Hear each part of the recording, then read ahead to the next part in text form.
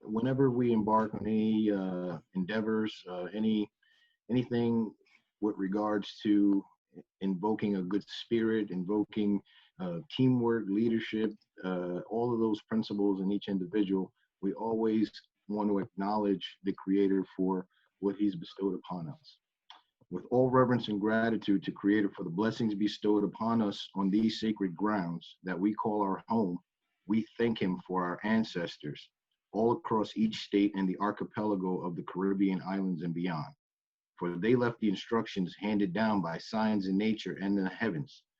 We give special gratitude to our extended Lenape family here in New York for the ability to live and situate ourselves in their ancestral homelands. There were many tribal nations living together in the Americas for countless thousands of years prior to European encroachment, which underlined the wars, forced enslavement, and migrations in the 17th century and led to the Dutch West India Company to acquire a stronghold of land from the Lenape nation. They renamed it New Amsterdam and subsequently New York after the Anglo-Dutch Wars. Although there have been many countless tribal nations lost because of the aforementioned reasons, there are still many descendants of the ancestors who lived to nurture and protect the homelands, oral histories, and way of life. As a new day is upon us, it is vitally imperative that we acknowledge our history in order that we preserve the lessons of our past to make way for a restoration of peace and balance for a more prosperous future that we can all benefit from and enjoy together in our pursuit of happiness. Thank you.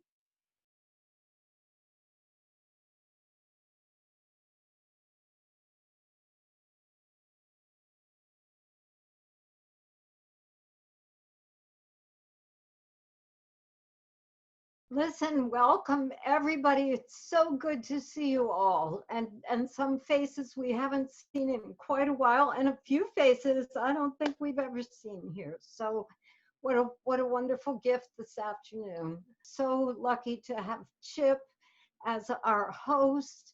Our mission is poetry and diversity, and at this time of our lives, maybe a little bit of hope. I hope so. I'm glad that you could all be with us. We have wonderful, wonderful featured poets this afternoon, and I will begin the program with introducing you to our first featured poet. This woman came last month and blew us all away. Anastasia Tompkin. She wrote, well, you probably read it on the flyer, but she wrote her first poem at the age of 18, shortly after drinking a 12-pack of beer and falling asleep on a large boulder. Oh no, that's Steve.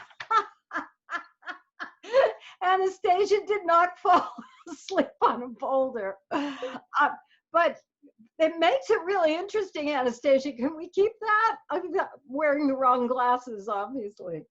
Anastasia Tompkin is a writer with a passion for racial equity.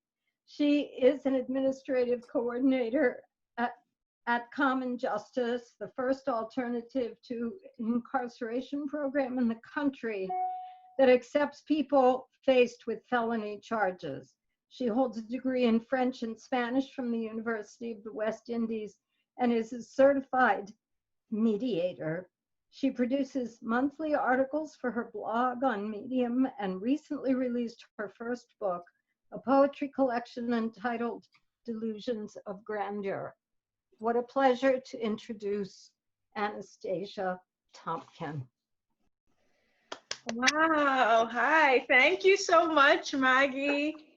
You know, I was beginning to think like Steve's bio is much more interesting than mine. I was like, did I write my first poem at 18? Okay, but that was funny. That was hilarious.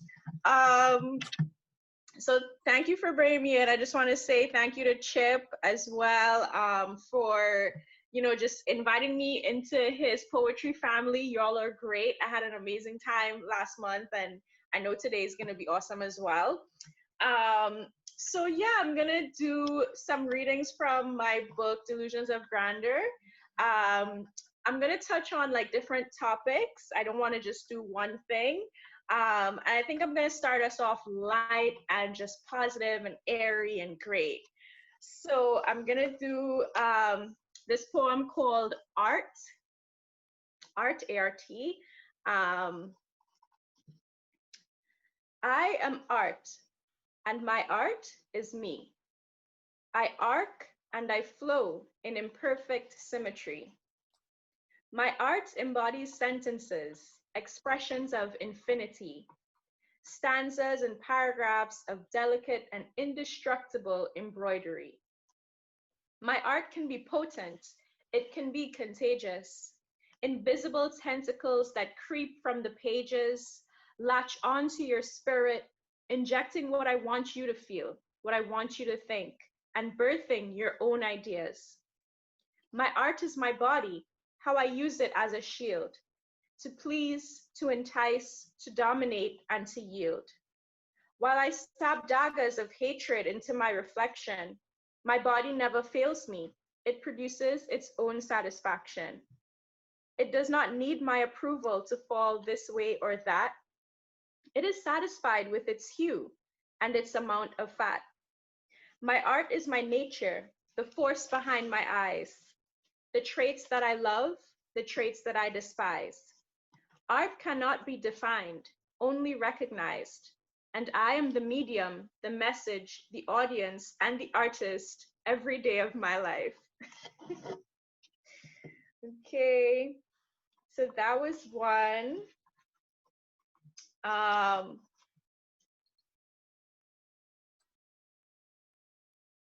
Okay, and so this is part of the reason my book is called Delusions of Grandeur, because some of the poems are very like self-elevating, but I think the idea is not to like puff myself up, but it's hoping that the reader is gonna like see themselves in the poems as well and say, hey, I am art as well, I'm an artist too, you know. And it's just all about making sure that you're seeing yourself for the great piece of work that you are. So I'm gonna shift gears a bit, and I'm gonna do a piece called Another Universe. I typically don't like writing about love or heartbreak. It's not my forte, but you know, every now and then it hurts so much that you're bleeding something out. So, Another Universe. You're really good at planning things, visualizing. You stay in your head and create elaborate stories about how perfectly everything will turn out. You meet a new person, and all you see is the uncanny similarities and the possibility that they might be the one. And you sell yourself dreams. You picture how everything will fall into place. You forget that life isn't your own little game, and you're not the puppet master. Another person is a whole other universe with their own needs, hopes, and desires. And sometimes, while you construct a world around them, you're merely a passing shadow in theirs. You realize with a haunting horror that you fall madly, deeply, that what you're in love with is the feeling of infatuation. They don't even care about you at all. It's shocking and humbling. And every time they flash across your screen, it hurts. Were they not honest with you, or did you deceive yourself? Yeah.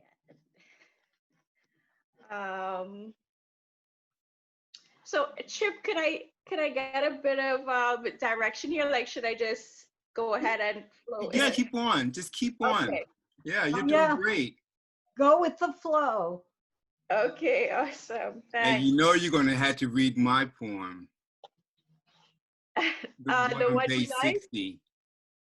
Okay, all Yeah, right. at some point. Whatever you want. You could do that later after you could do that later on during the open mic if you want, if you don't have that already marked. Okay. Well, you know, I don't know if y'all usually do it like this, but is there anyone who has like questions or comments? You know, I'm big into kind of feedback, or do we want to stay like on track? You know what I mean? This is your time. This is your time, so you can do whatever you like. Okay. But yeah, you could do whatever you like. All right. Well, I'll just go into the like more deeper ones, more about like racial justice first, and see if that sparks any comments. Anastasia, if I could make a suggestion, if people have questions for you or comments, they can put it in chat and then you can answer them. Okay, exactly. Okay. Perfect. Thank you, Maggie. Sure. All right, so this one is called Please Don't Tell Me That There Isn't a God. And I consider it one of my more controversial pieces, but this is still like light controversial. Trapped in this body, in this life, muzzled, longing to say the words, to free my mind from its prison of flesh, longing to escape to a life that does not exist, a world not bound by the heavy chains of money, not bending to the frivolous whims of wealthy figureheads whose names we cannot mention, whose identities we keep hidden behind a web of distraction, things and people that drown out the reality of our mortality, of our hopeless drift in a carefully constructed civilization that was and is anything but civil. Please don't tell me that there isn't a God, because then no one sees. No one sees my tears, my pain, my fragility. No one hears as I scream into the cold night air for help, as I glare up at the sky, seeking to break out of its shell, to crack the surface of the snow globe and escape into whatever lies beyond. Please don't tell me that there isn't a God, because then no one saw our suffering. No one welcomed my ancestors as they jumped off the slave ships, swallowed up by the ocean, heavy shackles dragging them to the ocean floor where life could no longer hurt them. Justice. Because if he doesn't exist, then revenge is mine. And I am too frail, too guilty, too solitary to ever carry out the justice that is needed. The justice that screams from my bones like it screams from the soil of the motherland, pillaged, broken, bruised beyond recognition, exiled centuries ago from our true earthly home, a bastard child of foreign lands, forced to assimilate into a hierarchy that stomps us to the bottom, forced to play with the short hand that we've been dealt, cut our losses, lick our wounds, day in and day out without fail. If only for one sweet moment we could get the justice that we deserve, then time would melt away, humanity would melt away. The blood of indignation coursing through my veins, every cell in my body engulfed by an ancient warrior cry, we fight and we die, they say. We fight or we die. We do not fight and we die. But my cells want to die with the last sweet vision of justice in their eyes, to let out their last breath with the consolation of freedom. Please don't tell me that there isn't a God, because then no one sees the sophisticated progression of our enslavement, and no one truly cares about our freedom, not even ourselves.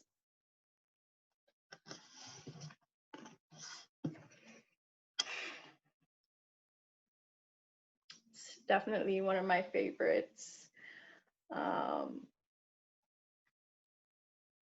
I just think that one really encompasses how I feel in this moment with everything going on in the world, you know?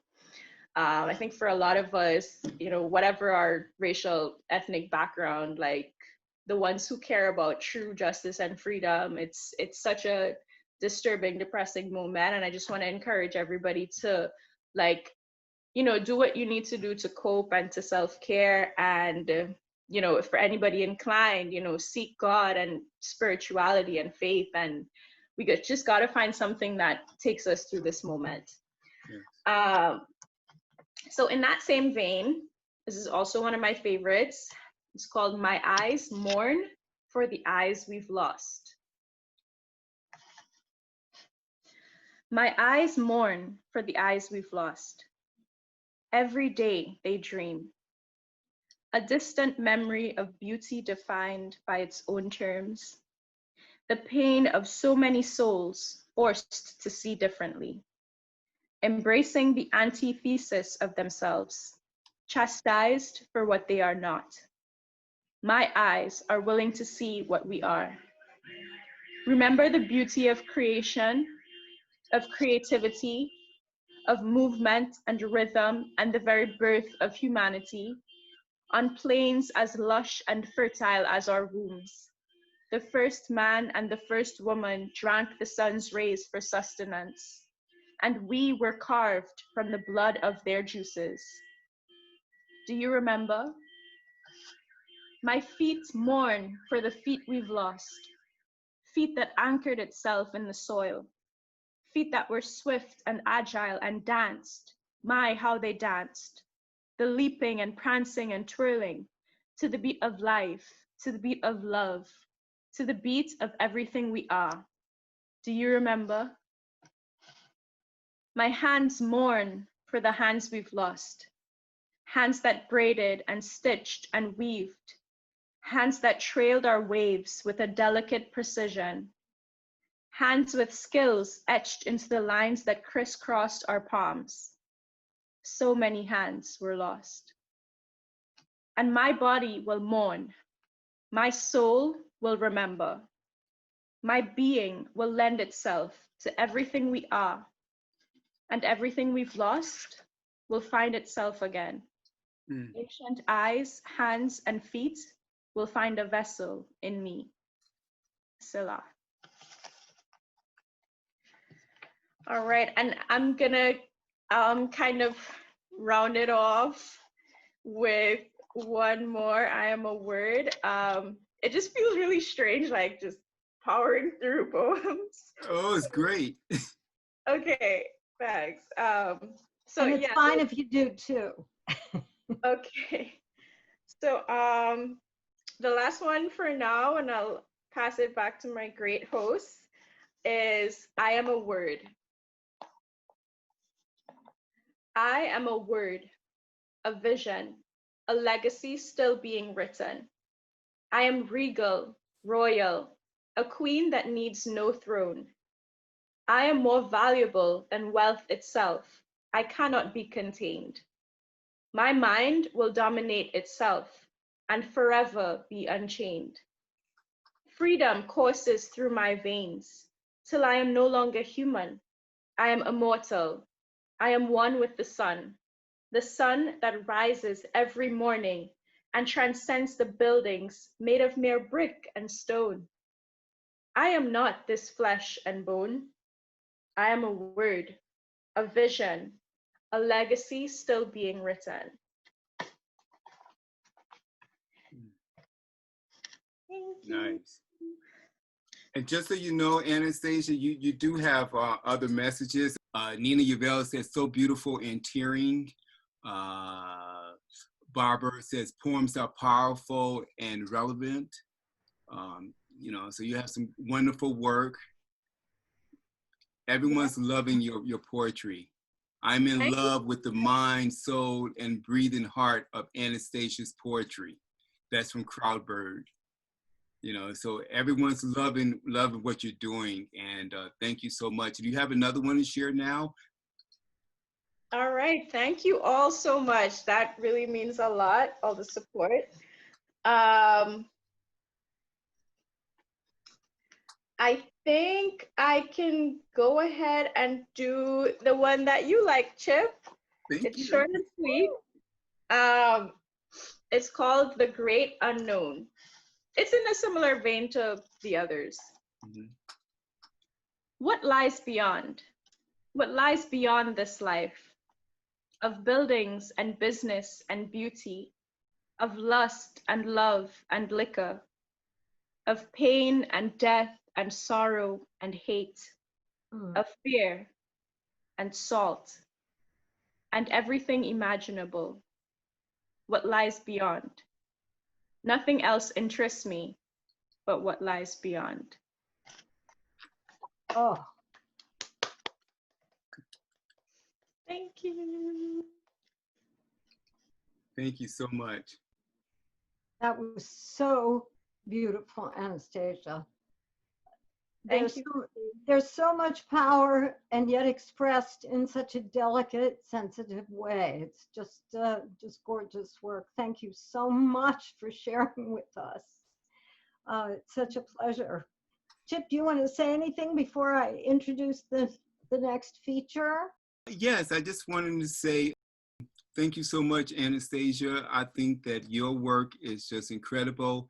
We look forward to hearing more from you. Anastasia was also featured this week on the radio, 88.3 NPR, the morning show with Diana Gope, 88.3. And we're really grateful to her for that. And she also had Maggie and myself on as well. And so that was really great. This next guy that Maggie's going to introduce, just powerful. And I'm so happy that he's here with us today. But I'm going to let Maggie introduce him properly. Okay. Oh my God, we're so glad to see Steve. I do want to say that after Anastasia fell off the boulder, Steve Kramer went up there at age 18 and wrote his first poem while shortly after drinking a 12-pack of beer and falling asleep on a large boulder. His work, yeah, I'm thinking that it would be so fun if we all sort of traded bios every time we read. Just read somebody else's bio and leave everybody going, what? Anyway, he's a wonder. He's a force of nature. His work has inspired occasional accolades and frequent dismissal, the most cutting of which, I know poetry, this is not poetry, it is madness. He lives in Riverhead with his delightful wife, who we miss, Agnes, and I am so happy to welcome him back to Poetry Street, Stephen Kramer. Thank you, Maggie. Thank you, Chip, Susan, Bubby, all of the Poetry Street crew. It's really good to see you guys again. I always wanted to be a biker. I wanted to explore the ultimate sense of freedom bikers wax on and on about. Out here, it's you, your hog, and the road. Nothing to clog your mind. I love the myths. Marlon Brando, Easy Rider, the Hells Angels in the electric Kool-Aid acid test, Hunter Thompson's near-death experience with the Angels. And I must apologize for this, but Steppenwolf's Born to be Wild.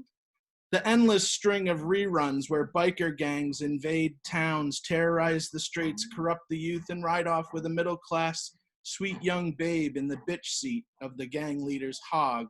I always wanted to be a biker until a little while back in Port Jefferson. They held a Charles Dickens holiday festival replete with carolers in period clothes. Scrooge prowled and glowered along the cobble sidewalks. He told my wife and I to get the hell out of my way. So cool. I always wanted to be a biker until we walked past a large clot of bikers gathered in one of the parking lots. It was then that I realized that I no longer wanted to be a biker. It was then that I realized that real bikers already have enough problems on their hands. They have this wannabe rabble of upper middle class proctologists, circuit court judges, insurance company executives, and intellectual property attorneys usurping the magic, donning leathers and bandanas, shaving Fu Manchus every weekend, parading the interstates, stopping for lunch at little country cafes, eating asparagus and tofu wraps, drinking microbrewed beer and sparkling mineral water. I always wanted to be a biker until I realized the magic is gone, the rebellion lost, the revolution co-opted and eviscerated. I always wanted to be a biker until I realized that the earth and real bikers have no need for another aging poser stabbing aimlessly towards youth and freedom. And besides, I have already found a different way, a less deadly way, my own way of terrorizing the streets, corrupting the youth, and careening into the sunset with my sweet young babe, riding shotgun in our rusted failing Isuzu Trooper. My hog is poetry. Bolt the doors, bar the windows, hide the liquor, send the children to Aunt Sally's. I'm coming to your town.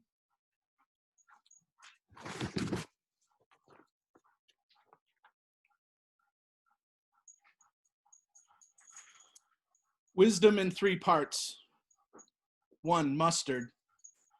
Mustard does not go bad, my grandmother said, as I raised issue with the French's mustard bottle I had just taken from the pantry. The French's mustard bottle advertising the 1996 American Olympic baseball team. This would have been sometime in 2006. So the mustard had been in the cupboard for nearly 10 years. I don't know, Graham. It has a bit of a wang to it. It's fine. Eat your pretzels, Stephen. Fast forward 8 years and I am down the internet rabbit hole, reading odd, totally unrelated wikis about carronades, 15th century Polish princes, Pakistani lemon pickle, when I come across the following tidbit. Mustard can last indefinitely without becoming inedible or harmful. 2, another time I am parading on my catastrophically high horse about Martha Stewart doing the time, since she did the crime right after she was convicted of insider trading. And my grandmother said, they're only sending her to jail because she's a woman, Stephen. Men have done worse, will do far worse. They are never charged. To which I responded with a naive, all people are equal under the law. And Graham said, okay, Stephen, eat your hot dogs and beans, they're getting cold. 2 years later, the world economy crashed because of rampant, unfettered fraud involving much of the international banking system, the large proportion of it overseen, authorized, and championed by white men. And though the corporate fines have been steep, not one white man has individually faced charge 1, let alone spent 5 months in a federal prison camp, a subsequent 2 years of supervised release, including 5 months of home confinement, and paid $245,081 for crashing the world economy. In fact, we gave them $431 billion as a thank you for crashing the economy, putting people out of work, and wreaking economic havoc for the better part of a decade. 3, wisdom. People are always fond of passing along the old saw that masquerade as wisdom. You know, she's not really gone. She lives on in your heart. But I know that my grandmother is gone, and that the heart is too soft and sentimental of a place for a woman who was never soft and never prone to sentimentality. But I will say that my grandmother lives on every time I watch Martha Stewart making another perfect fucking pie crust.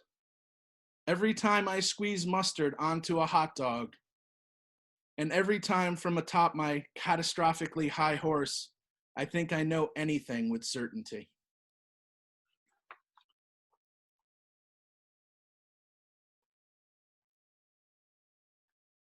I always have to read that one. That was the first poem I believe I ever read at Poetry Street 2014. Still has the date on it. That's beautiful. So this is actually a brand new poem here, just a couple weeks old. It's called Thank You, God, for Not Drowning Us. Angie is fussing this morning. She is 15, a German Shepherd, has chronic arthritis, hip dysplasia, and suffered the violence of a grand mal seizure 3 weeks ago. She is allowed to fuss. Still, I do not want to get up. It has been a long, dark August night in the year of empty searching and moving in place.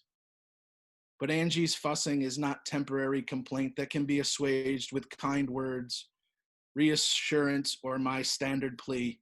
It's still sleepy times, GB. I do not look at what time it is.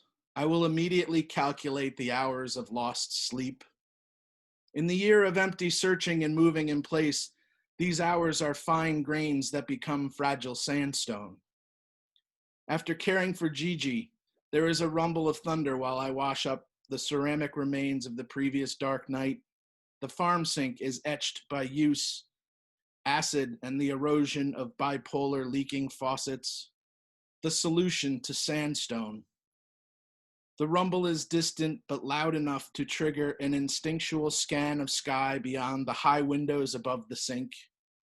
Thunder is herald and trumpet, and the bow shall be in the cloud, and I will look upon it that I may remember. Thank you, God, for not drowning us. Today is my mother's birthday. She would have been 70. I will look upon it that I might remember. After it is gone, I will look out the window that I might remember presence and absence. Thank you, God, for not drowning us.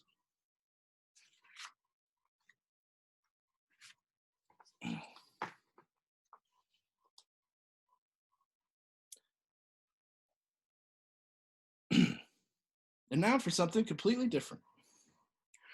This will be my wrap-up poem here. It's called Beard, a list poem. Beard is vanity, must keep chin twins a hairy secret forever.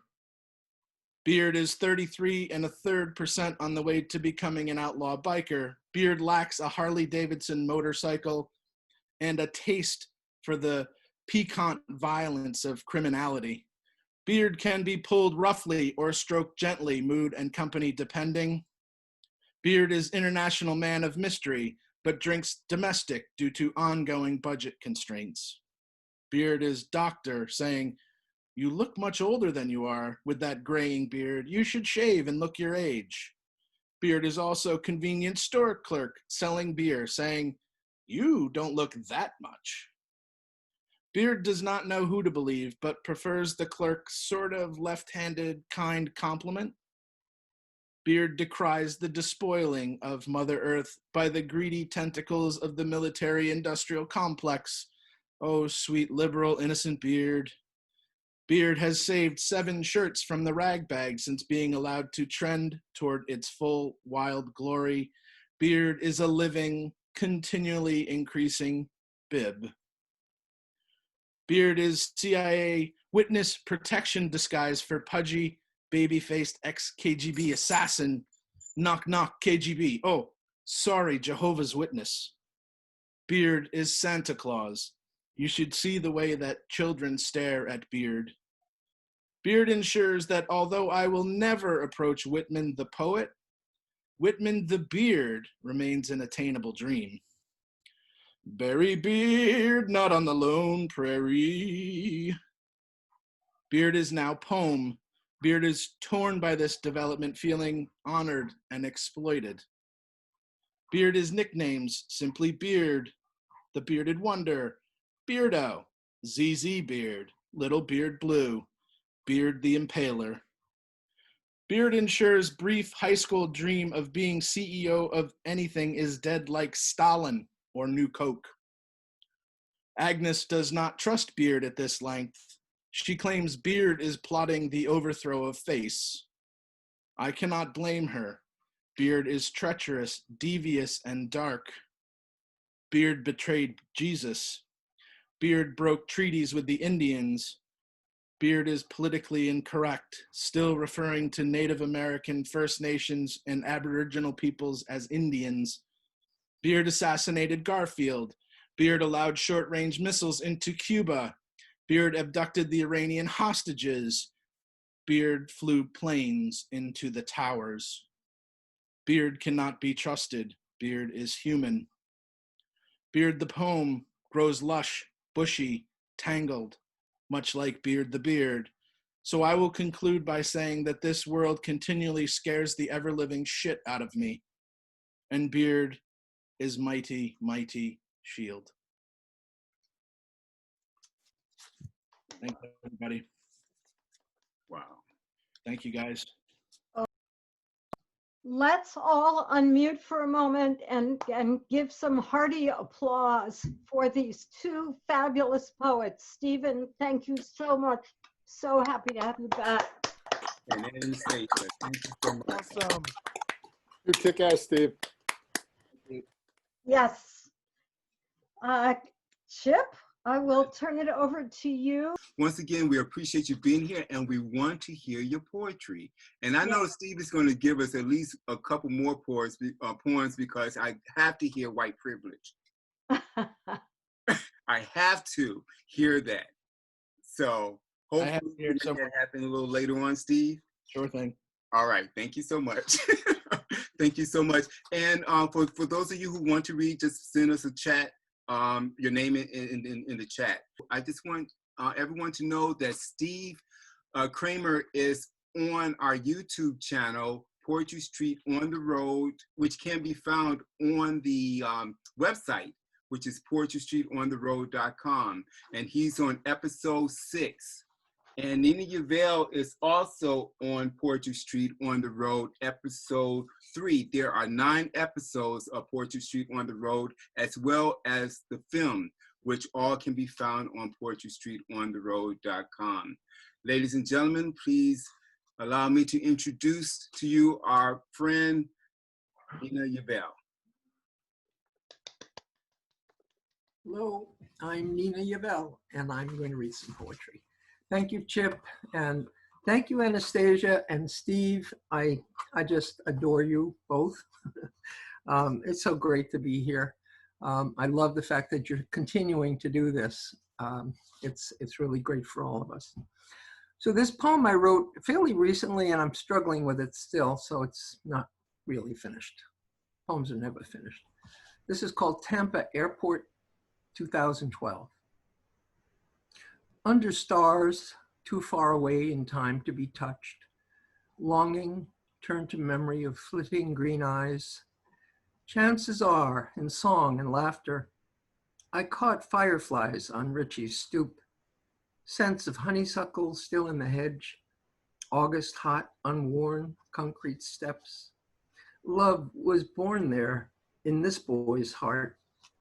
At the reunion, after 50 years, your children grown, the girl of 15 still in shadow. I laughed, confessed my jealousy, reminded you how I carried your books, bought you ice cream, how I longed for you. Soft lines have settled beneath your eyes with the same heat and flirtatious smile. Our lives moved apart, fate and choice, traveling so far from those summer nights when innocence was stilled in amber. You said, you didn't know I loved you both.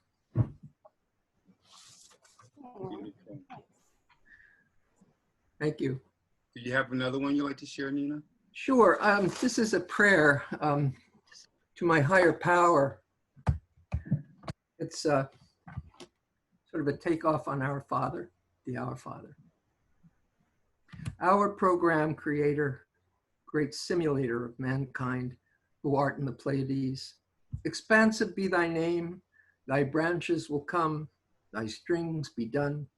On earth as it is in your celestial office, compound each day our daily code and forgive us our glitches as we forgive those thrashing about us. Lead us not into the void and deliver us from the unskilled who might erase us. For thine is the source, the power, and the light through infinite probability. Amen. Thank you. Thank you so much, Nina. I would like to share something I wrote yesterday. It's called Wedding Day. A reality dream. Before he said I do, softly she whispered in his ear, caress me, darling, I will love you forever. The gift of his love lingered upon her lips, for forever has suddenly already passed. Sean Bell was murdered by the police on his wedding day. I don't know if you guys remember that murder by the police of Sean Bell, but it was horrible. No one should ever have to go through that, but we see it time and time and time and time again And personally, I'm pretty tired of it. So, having said that, I'd like to introduce you to Chris Javier. Chris? Hello, everybody. I'm going to perform now. Here we go. NE, 110 plus square feet, bedroom, small space, slow start, no inspiration, inside the emptiness, no explanations, non-existent, no energy, no effort, no emic, no ethic, no ears willing to open, no eyes to see through, no easy, no Eve, not ever, not everybody, not everyone, no every time, no everything, no elitist, no elite, no escape, not essential, non-essential, no eyeing, no ed, no euphoria, no euphemism, no expression, new and we, no empathy, new effigy, new enemy, no efficacy, new effect, no efficiency, new extremism, no essence, no empire, no expectations, no entrance, no exit, no emotion, no end. Thank you. You have another one, right, Chris? Yes, I do. Great. It's two poems that I've copied from a movie that I've watched called Love and Pop. It's a Japanese movie, and it's in Japanese. It's not an English dub, but you can really read the quotes from the subtitles. And it's about a Japanese teenage girl from high school who wanted to participate in the escort industry, and things happen one thing after another. So here are the two poems. Yoshi Hiromi's Dream, the morning of July 19th, 1997.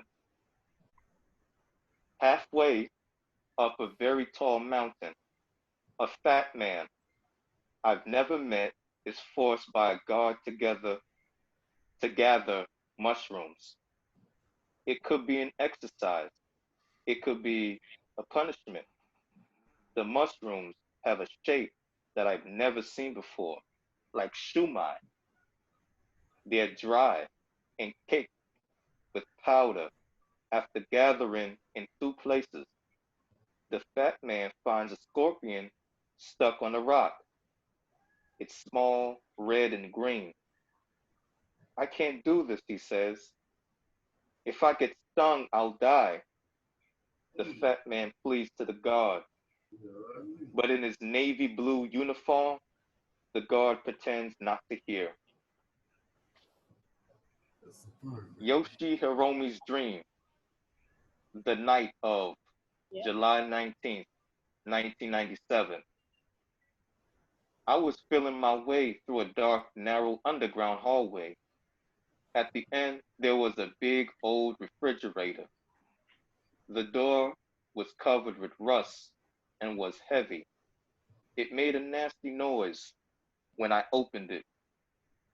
Inside were some dogs, all frozen, solid, in various poses. The nearest one I embraced. It thawed in my arms. It wagged its tails and started barking happily. Thank you. Wow, thank you so much.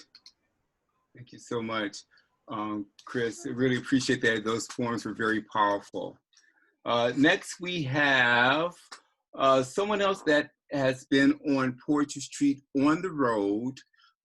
He is on episode number 5. His name is Mark Yaslow. Smooth voice, Dr. Mark Yaslow. How you doing? Hi. Am I supposed to do my thing now? Please, do your Okay. thing. Do my thing. Okay.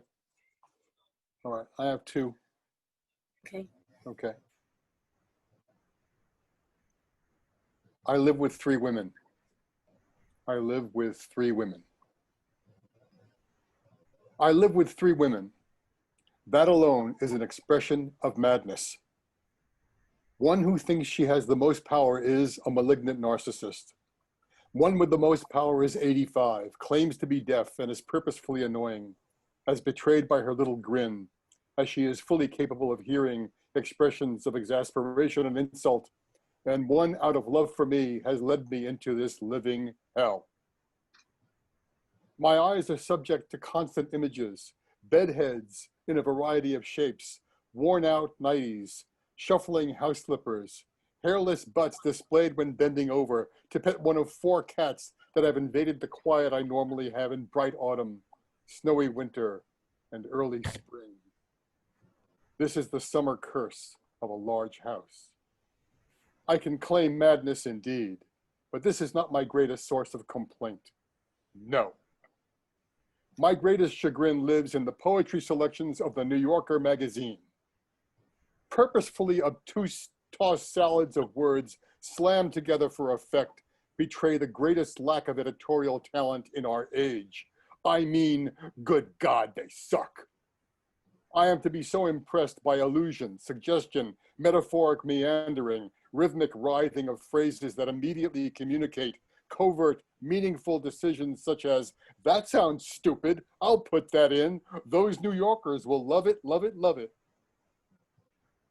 In this space, in this noisy space, this venue for street poets and pastors, there are at least 5 poets whose work is at minimum 25 times better than the schmuck juice being purveyed as poetry by the fucking New Yorker magazine.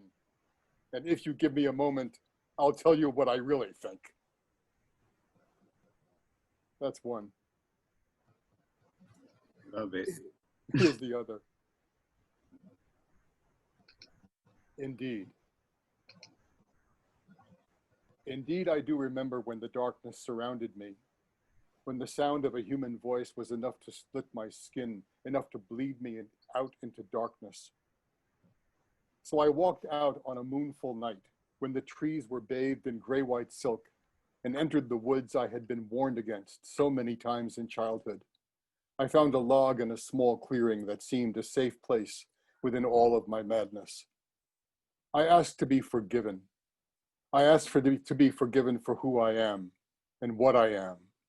I asked if I could disappear just for a moment and then a moment longer. I felt a light breeze through my hair, across my eyelashes, around my chin, as if a hand in kindness touched me. I heard very softly a rustle of feathered wings and a voice speaking, oh, so softly inside my heart. I am with you, and you are with me. I will not leave you in this moment. We are one right now. We will heal you, I promise. And we will take away all the hurt within, if only you allow me to be with you. I asked aloud, is this how angels speak?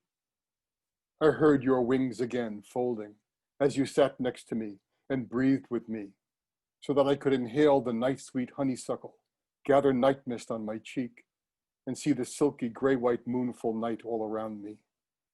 And I believed I could, I believed I would, and I believed there would be a morning. Wow.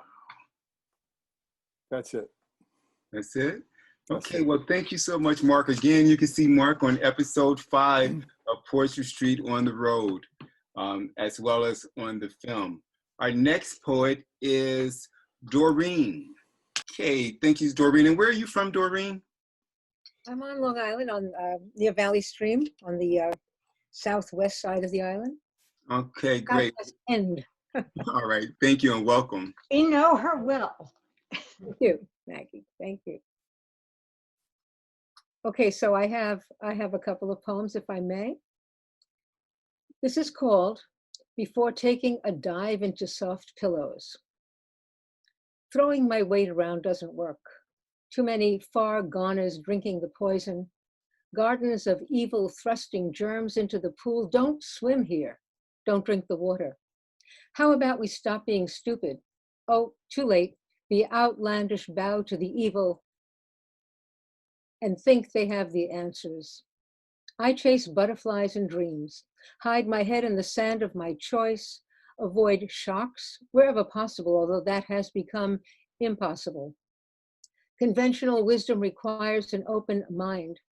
Well, any kind of working brain, but that commodity is in short supply. My pillows cry. My country, 'tis a shame how far we've always been from who we wish we were. Lullaby, and wake me when it's over, which I fear it almost is. Thank you. Thank you. Thank you, thank you. So the other day, somebody posted a link to YouTube, a performance of Debussy's Nocturnes. And the first one is very calm, and while I was listening to it, I wrote this, listening to Debussy's Nocturnes. Child, gather dreams, save them. A day will come crashing, breaking what was yours. One step into the real. Take this music with you. Keep it safe, but nearby. You will crave the calm when storms break your serenity forever lost. Like these notes, pull them close.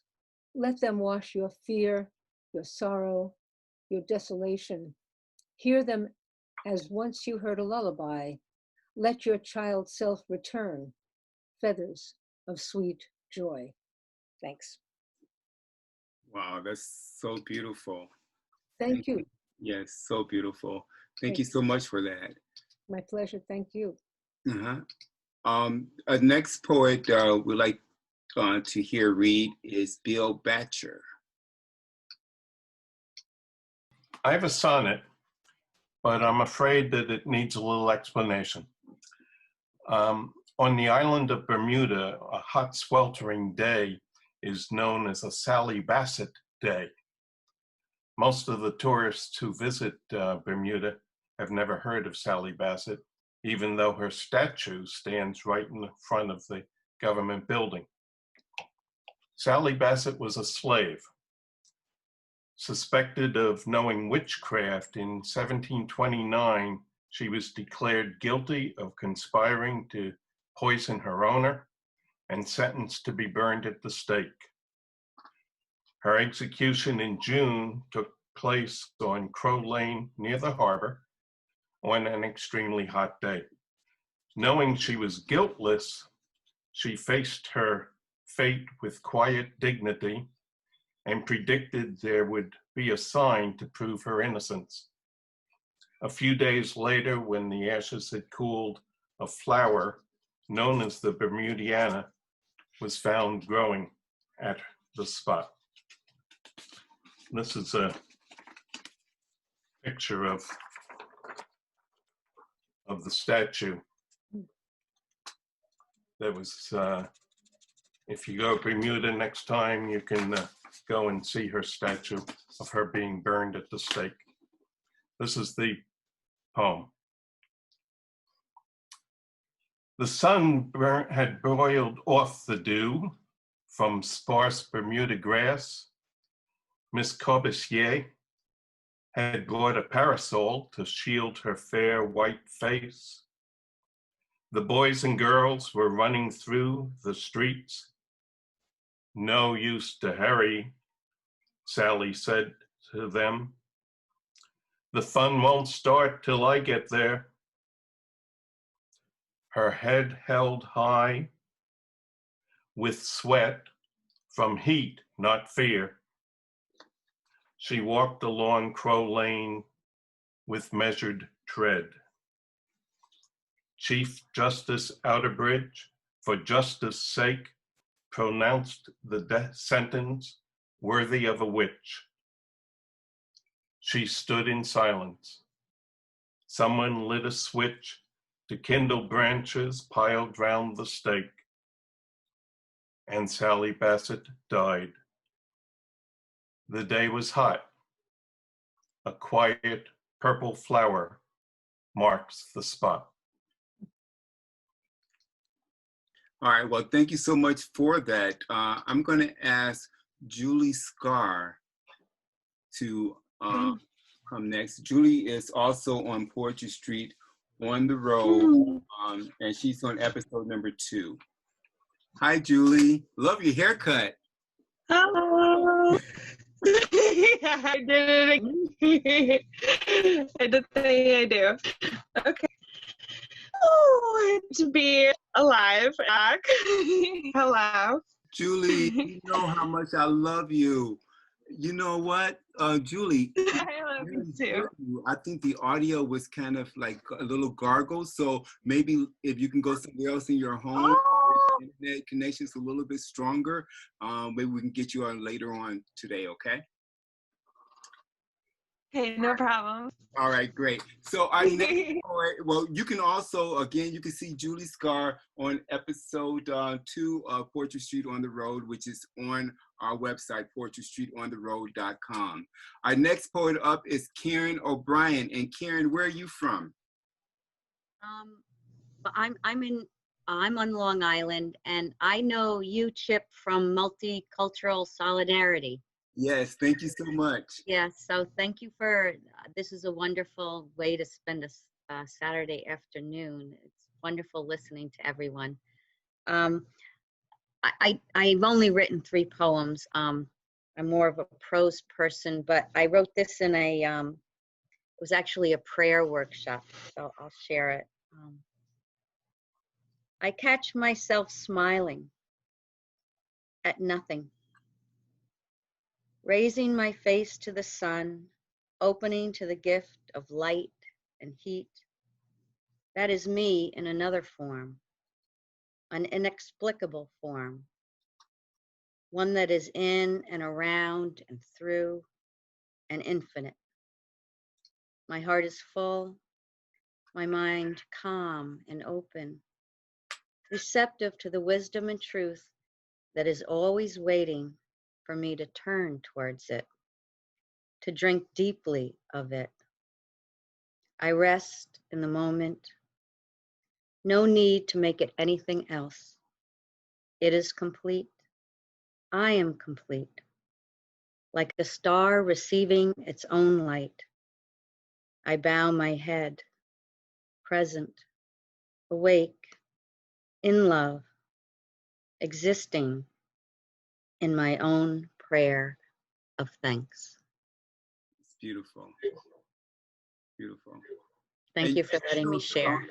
You can read your prose as well as your poetry here on Poetry Street. I don't know if you have anything else you want to share now or not. Well, I do have one other poem. This one's this was like one of my first ones. It's a little, I don't know what, but it kind of fits in with COVID, but okay. It's not a COVID. I'll just read it. It's kind of cute. A tiny tick pricked my breast and left me with some limes. Now all I do is sleep and sweat. Still, there is something quite sublime. Being so aware of my body's ingenious, natural defenses. Without a thought, petition, or command, it knows just what to do. I drift along in fevered state, assured of life's intent to keep me whole and breathing. Bright white light encased along my spine lets loose its fiery power, burning, healing, enveloping my being. Unknown, unknowable force of love entwined with human form. My gratitude for all that is allows a different point of view. So much I do not understand, but let into my life these wondrous existing moments of ordinary life. Karen, thank you so much for that. Thank Thank you, you so everyone. Our next poet is someone else from our multicultural solidarity group, Permilia. Thank you, Chip. It was lovely to hear all of you. I have two poems here. This first one is called Exile. Coming is always arduous. Mountains, near-death escapades, until you chalk a square space and call it home. Going happens in a split second, a bird taking wing. Nice. And the second one, survivors don't put up a wall. Daily the wall comes down and you stand with women and men vulnerable. What is there to hide? The pain has written itself out. It has become bold and stout that can be pushed and prodded. It is now larger than them, a continent with mountains, craters, lakes, oases. What is there to hide? You don't need to put on your face. You can be as you are, like getting up from bed or climbing out of your tub, closing your umbrella, shaking your hair of rain. You can be yourself as in an open field with no one around you. Even the birds fly free, leaving the sky clear. Oh, see, oh, what is there to hide? Survivors around you have stories they'll tell unprompted, and you will listen. And you will listen, for there is no wall stopping you from listening. There is nothing to stop you. There is nothing to stop you. Thank you. Hey, Pramila, before you leave, can you please tell everyone about your book? The title of my book is The Singer of Alleppey, and it's published by Shanti Arts. And yeah, so if you go to the website, you can go to Amazon and you'll find it. Thank you. The title is The Singer of Alleppey. Thank you so much for your beautiful poetry. Our next poet is Mural Spiegel. And Mural, where are you from? Okay. Hi, am I on the screen? Yes. I see you. So, I see you. Okay, I've just really never done this on Zoom, so I'm really experimenting here. So I'm a photographer and an artist, and I recently wrote I know Maggie, and I happened to write 2 poems about 2 of my paintings. So I'm going to try and share my paintings so I can read them with you. Okay, so I just learned how to do this like 2 minutes ago, so I hope it works. So you have to tell me if you see it. I do. I see your screen. So okay, nice. You see my painting? Yes? Yes. Yeah. Yes. Okay. All right. So this painting it's a watercolor and an oil pastel with oil pastel, and the painting is called Temple. But I wrote a poem called Compliance. Standing up in prayer, benched, still in the lair, temple vacant, so sublime, thumbs press, working overtime. Trunk poses nude up front, eyes strain, bearing the brunt. Noses bump about face, ears point up just in case. Light cuts through the silence, no sign of compliance. Beautiful. Okay, so now I'm gonna read another one. I have to do this twice. Let's see. For someone who's just experimenting, you're pretty good at that. I was very nervous about it. You know, I do a lot of things on the computer with my artwork. So, can you see this one now? Yes. Okay, so this one is called Gazebo. Is that in Shelter Island? Excuse me? Is this in Shelter Island? No, this is at the Quag Dock. I live in East Quag. Okay. So I ride my bike here with my husband a lot. I don't know if anyone's from this part of this area. So Okay, so it's called Gazebo, the painting as well as the poem. Between the lines that talk of hate, of germs that spread and mutate, of masks that many forsake, of those lost without a crate, of the devil who dictates. There is relief to be found, a place to gaze round and round, where voices echo and rebound, and skies open without sound. It costs nothing, not £1. Nice. Thank you so much for All sharing right. your artwork as well as your poetry. I'd like to read a poem.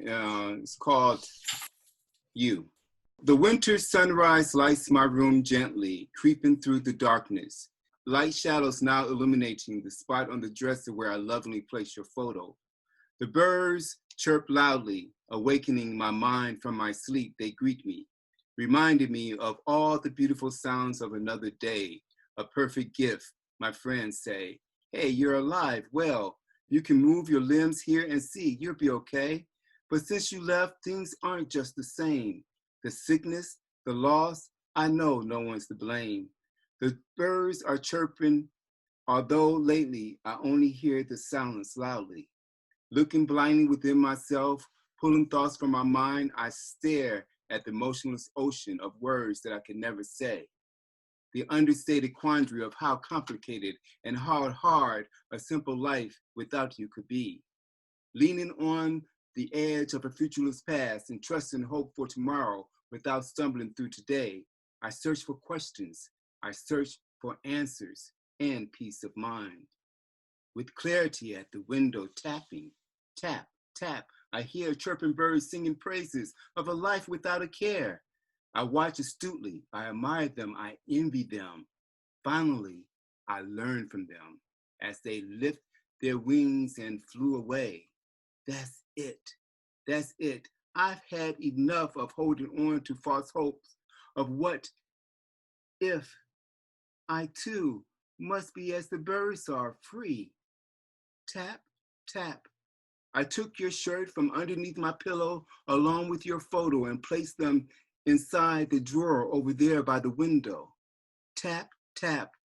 No longer am I stalled in the futureless past with tomorrow's promise held hostage as today's ticks along with the aroma of life shifting, sifting the stench of regrets. Now I sing, yes, I sing too, as the chirping birds fly away. Thank you so much for that. I really appreciate that. The next poet that we're going to hear from is Barbara Southgard. Barbara, where are you from? I am from Miller Place. Thank And you. Barbara is the poet laureate of Suffolk County, the current one. Awesome. Thank you so much, Barbara, for being here. Well, I'm very happy to be here. I have a lot of rage poems, but lately I've been needing to self-soothe. So I'm going to read you a couple of my self-soothing poems. Great. The first one is a poem about the block that I live on. Imprint of a hot, muggy day, yet the men are out there digging in dirt, bandanas wrapped around their heads, keeping sweat from rolling down their florid faces. A shovel hits a rock with a ping that shouts through the yards, shrill whine of a skill saw, a boat revving up its engine 2 doors down. Sometime during the week, the men have built benches next to the path to the beach for the older neighbors to rest, and the steps have been evened out. How one small cluster of houses perched on a hillside next to a country road can require so much attention mystifies me. My next door neighbor turned 90 last month, and I could see his studio light on day after day, still coming up with new ideas for one more project. Until the day his room remained dark, his life's work lining the walls like silent witnesses stunned by his sudden absence, drawings scattered about like wind-blown leaves. Still, life on the block moves on after a pause, a rearrangement of the balance of days when stories drift through the air, settle in to fill an absence of what can never be filled. The air cools, a megastorm blows through, and once again, fallen trees, tangles of branches need the men's attention.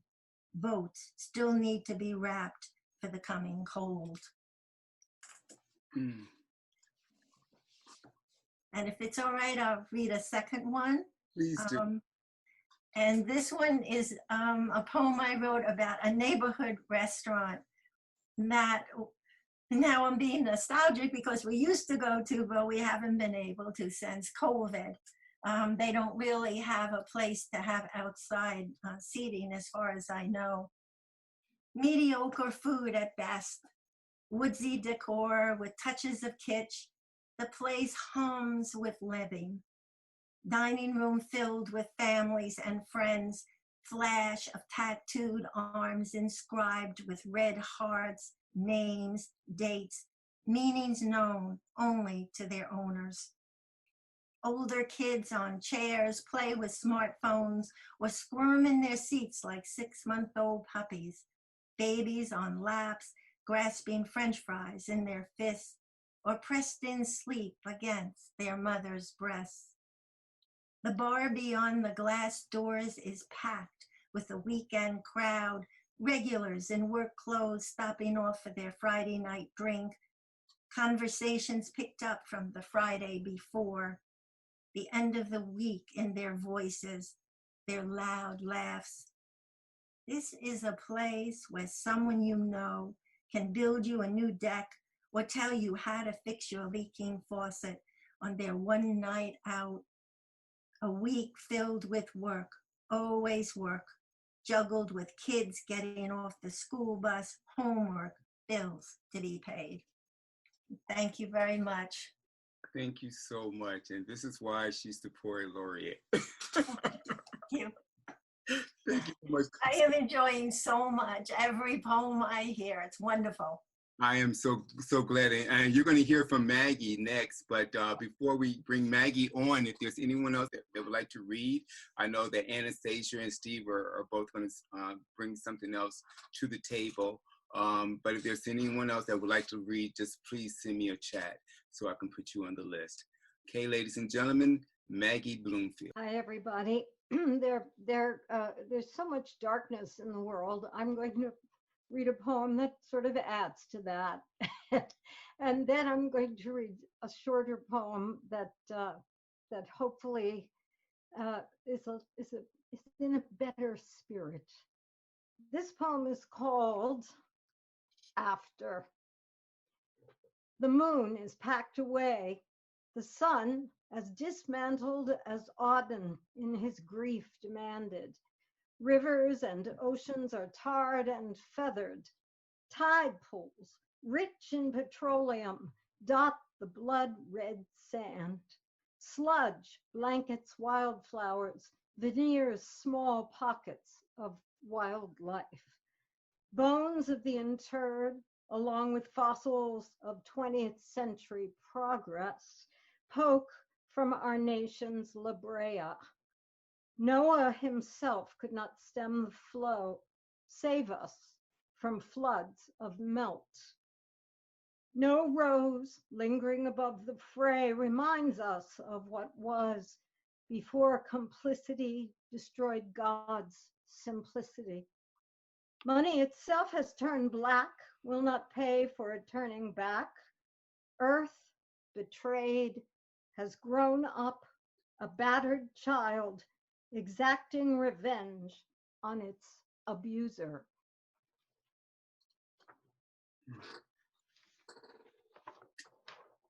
Okay. Thanks for adding.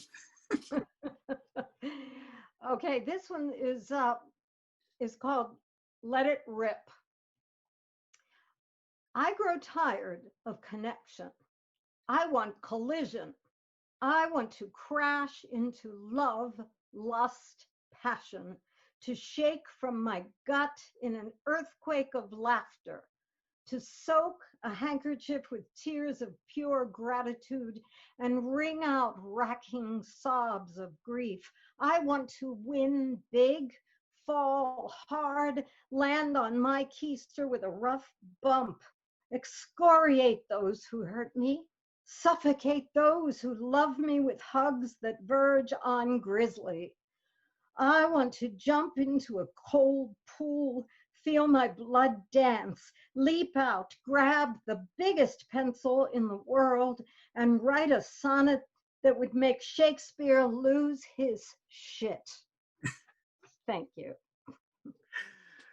Thank you so much. And for those of you who do not know, Maggie Bloomfield is on Poetry Street on the Road, the film, as well as episode 3 of Poetry Street on the Road. Were you going to say something else, Maggie? No. No? Okay, so I would like to bring our features back. Steve Kramer. How many are we doing here, Chip? 1 or 2? What's the... You can do 2. All right, I'm going to try a new one first. Maybe. Well, you know which one I want to hear. I'll finish up with that one. Okay, thank you. Besides, it'll be a little bit of a... It's a better ending poem anyway. Okay. This one is called The Apartment on Panquag Avenue. I built boxy, impractical, heavy things there. A doghouse that the dogs refused to use and that we left in place when we disembarked because we lacked for a heavy crane or other mechanical assistance. Besides, the dogs never used it. A decorative wastebasket surround for the kitchen trash can that proved difficult to keep clean and or sanitary. It is serving as a mini hotel for the feral cats who see our collapsing garage as a condominium for the latest litters, not a collapsing garage. Utility among decay and collapse, perception. A bookshelf too narrow and too tall to safely assume its intended purpose without being screwed into the wall studs behind it. Too tall for Ostrander, I sawzalled it in half to accommodate laundry detergent, dryer sheets, and bleach in the fossil fuel cellar. Utilitarian farmers make do, still miles distant from either beauty or intent. A writing desk built from 2x4s and sawhorses. It weighs roughly 400 pounds and could safely conduct a herd of elephants across its length. It is also abandoned in the collapsing garage/feral cat condominium. I am unsure what the feral cats think of it. Perhaps they have taken up poetry or memoir. Panquag Avenue. We rescued the gray kitten from the upstairs tenant who left the cute mewling little beast outside in the cold and the rain and the weather, and who claimed that we stole their cat. Perception, children, perception. We called her Hank. She brought forth the gray glory and blessing of Yoda, Mr. Jones, Squawk, and Whiskers, Panquag Avenue, where I had the dream vision of Charles Bukowski, recently deceased, in an opium den. Good God. Can a dream be more cliche? And he spoke in his incongruous, effeminate growl, "It's your turn, kid." Perhaps I should have ignored that, exiled it to the collapsing garage/feral cat condominium with the other boxy, impractical, heavy things from Panquag Avenue. Perhaps I still should.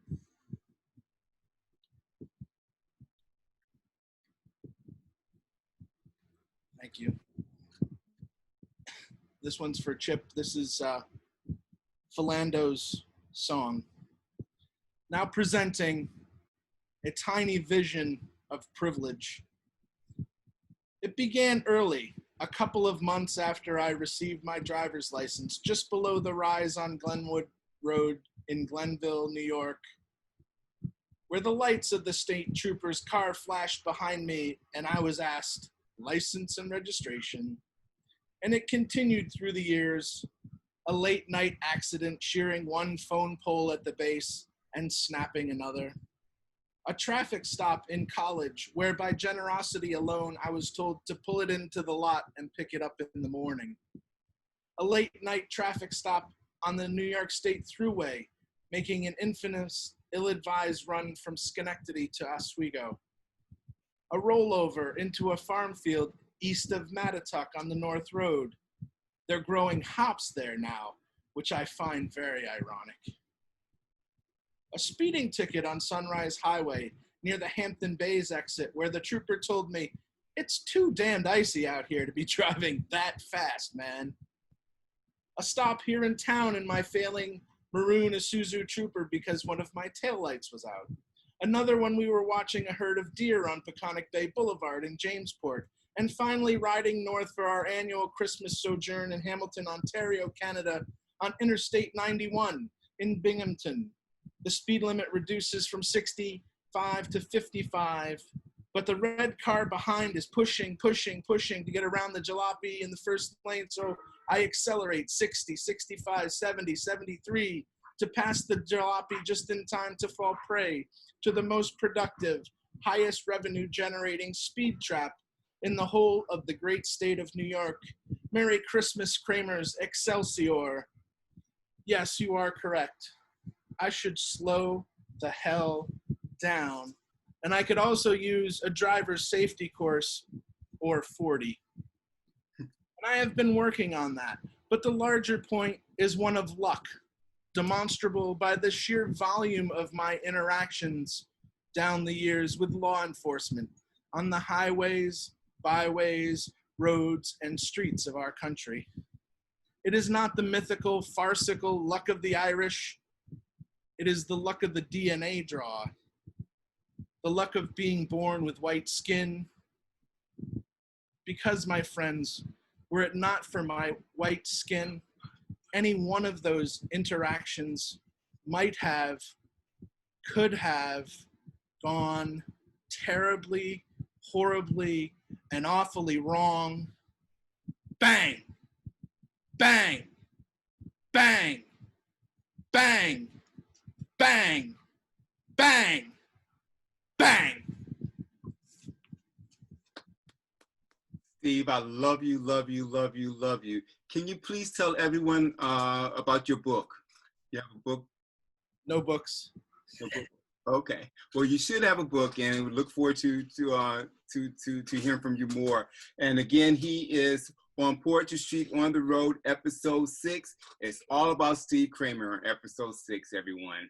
And thank you so much, Steve Kramer. And now we have our other feature, Anastasia Tompkin. And Anastasia, please tell everyone about your book as well. Thanks, Chip. So my book is called Delusions of Grandeur. It's available on Amazon. If you type in the title and just my name, Anastasia Tompkin, it will come up. I'll also post a link in the chat really quickly. Awesome. So I'm gonna close off with this poem called Walls. And maybe a last one. Walls. Make Anastasia great again. Build walls to keep them out. Don't let them see the wonders that lie within. Keep your dreams to yourself. If we were made to be interconnected, we'd be one giant landmass. They don't need to see what goes on in here. The dark, gloomy forests, the barren wastelands and frozen lakes, the cities bursting with superficial happiness, the land that's proud of her own greatness and needs celebration from no one, only respect. Her only currency is respect, not friendship, a self-destructive mission to be the greatest at any and every cost. face any and every loss, with the knowledge that it gets lonely at the top, but all that arrogance is worth it. Walls, not so much to keep them out, but to keep herself in. So that one is supposed to be like ironic, but the last one I'm gonna do is called My People Are Cacti. And I really felt the need to close off with this one. Okay. Amidst deserts of despair, we grow. Long spells of drought, of things we needed most. The sun beats mercilessly, but we absorb its rays. Very little rain, so that when the rain does fall, our stems soak up the delicious drops of hope and store them away for a lifetime of being our own sustenance. Spines, so many spikes, to keep the voracious predators at bay. Eat us, and we will destroy you from the inside. It's best to stay away. My people are cacti, and the beauty of resilience is all that matters in these harsh conditions. Thank you. Thank you so much, Anastasia, for your beautiful and powerful poetry. And you know, we're all about selling books. And I just want to mention Maggie Bloomfield also has a book. It's called Sleepless Nights. It's available on Amazon. And I would like to close out with our founder of Poetry Street, Susan Dingle. And for those of you who don't know Susan, she is our founder, our co-founder. She founded Poetry Street along with Robert Barbie Brown as a project from the Eastern Arts Jumpstart program to help revitalize downtown Riverhead. And Susan could tell you all about that and also her new book. Susan Dingle. Thank you, Chip. Thank you, everyone. This is so beautiful. I'm so moved. It's really amazing. And Anastasia, Steve, thank you. Everybody, you guys are awesome. I'm just really overwhelmed and I can't think of anything to say except thank you. I'm just going to read, I'm going to read one poem from my book, which is coming out on September 11th. It's called In Pilgrim Drag, is the title of the book. And it's from Finishing Line Press. And this poem is called Prophecy. Prophecy. I want you to know that I wrote this in 2016. He stalks you like a jaguar, the lord of the underworld. Native Americans call he who kills with one leap. But you don't recognize a jaguar when you see one. You imagine he will deliver you with razzle-dazzle at rallies, tweeting coded messages. I see how he grooms you, lures you with rumors and innuendo, pretending to be your friend. But you do not know how patient evil can be. One day he will mount you, an insect pinned on velvet, a butterfly glittering with regret, yearning for chloroform, and you won't report it. But I am the witness, once victim, now accuser. I speak in your name. Thank you so much, Susan. Thank you so much, Maggie. Thank you so much, everyone. Thank you so much for those who just called in. Penny Rosina, Helen Higginbotham, Kimmy's Phone, Ethel Sussman, and KFK, AWI, whoever you are, thank you so much. And if everyone could just unmute themselves for a minute, and you can you can speak or you can just give us a round of applause. Let's start with the applause. Thank you so much. Chip, I would like to say two things. One is that Bobby has been trying to get into this reading for quite a long time, and it was apparently unsuccessful, but he was with us in spirit. And I just want to thank the features. I want to thank Anastasia and Steve for a beautiful reading. And Chip, I want you to make sure that you talk about next month, because it's pretty friggin' special. Yes. Next month is going to be our Founders Day.